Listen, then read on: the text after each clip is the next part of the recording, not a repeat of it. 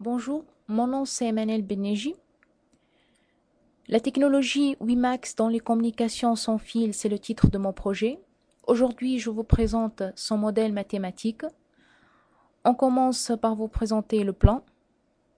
Un petit rappel sur la technologie WiMAX.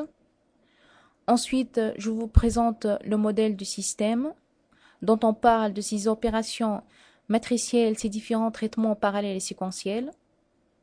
Enfin, je fournis une plateforme avec l'outil de simulation MATLAB. Dans le rappel, l'WiMAX, sous le nom de Worldwide Interoperability for Microwave Access, c'est une technologie hertzienne de transmission de données à haut débit allant jusqu'à 70 mégabits par seconde sur zone de couverture 50 km. Sa configuration initiale sous la norme I3E 802.16 validée en 2001, avec un accès à large bande sans fil mobile et fixe.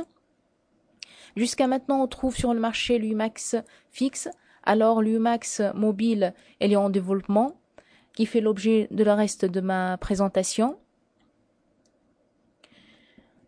Pour le WiMAX mobile, elle est sous la norme I3E 802.16e, avec une large bande de 2 à 6 GHz. Elle utilise le type de modulation OFDM, Orthogonal Frequency Division Multiplex. Elle permet d'éliminer les interférences entre les symboles. Et l'architecture utilisée, c'est l'architecture du système de communication MIMO, Multi-Input, Multi-Output. Il augmente le débit et permet d'éliminer les effets d'évanouissement dans le canal. Maintenant, on présente son modèle MIMO FDM. Dans un premier temps, la séquence d'entrée originale va passer dans le convertisseur série parallèle qui vise à convertir la séquence d'entrée au NT groupe de bits parallèles. On parle ici de traitement parallèle. Le NT, c'est le nombre d'antennes à l'émission qu'on va utiliser.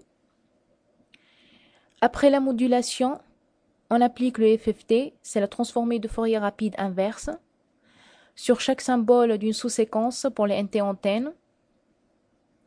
Et on applique aussi un périphérique cyclique devant chaque symbole de FDM comme intervalle de garde.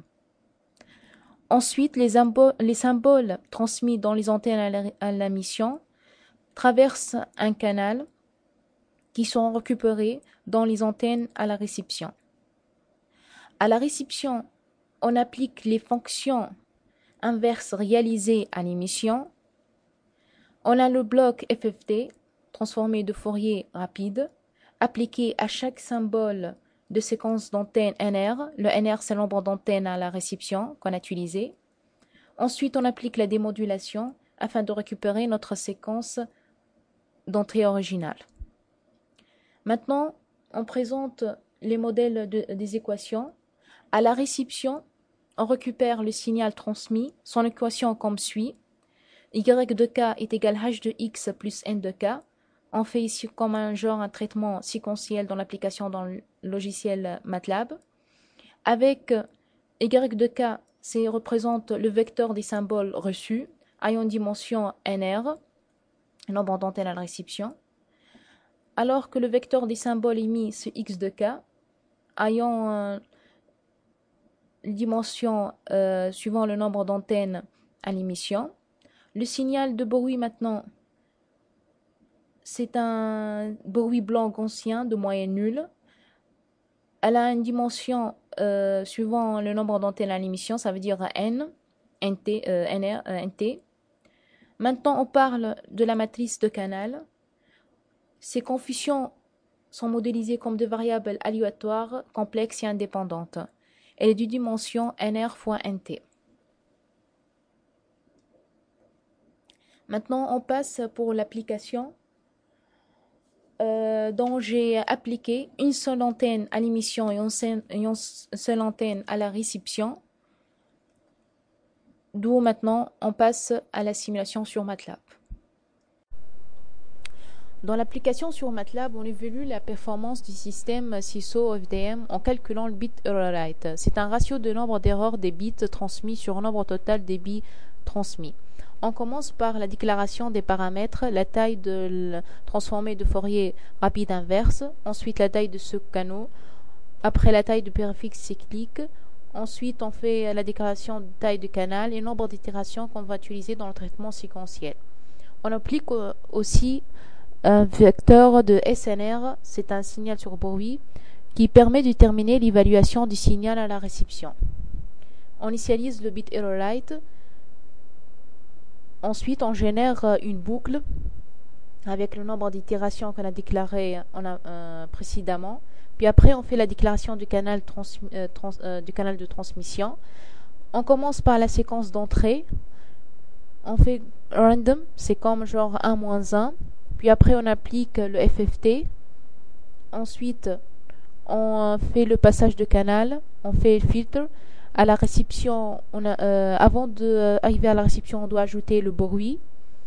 À la réception, on applique le FFT. À la fin, on fait le calcul de bit error-write. Ici, on affiche la partie des résultats. On lance notre signal. Donc, ça prend un petit peu de temps. Elle est très rapide. On voit que on remarque que plus le SNR augmente, plus la probabilité d'erreur éprouve de plus en plus de variations. On voit que les SNR très grand, on a le bit error-write très grand de 10-3 par exemple pour 25 dB. Alors pour 5 dB, on voit qu'on a un bit error-write très faible de 10-1.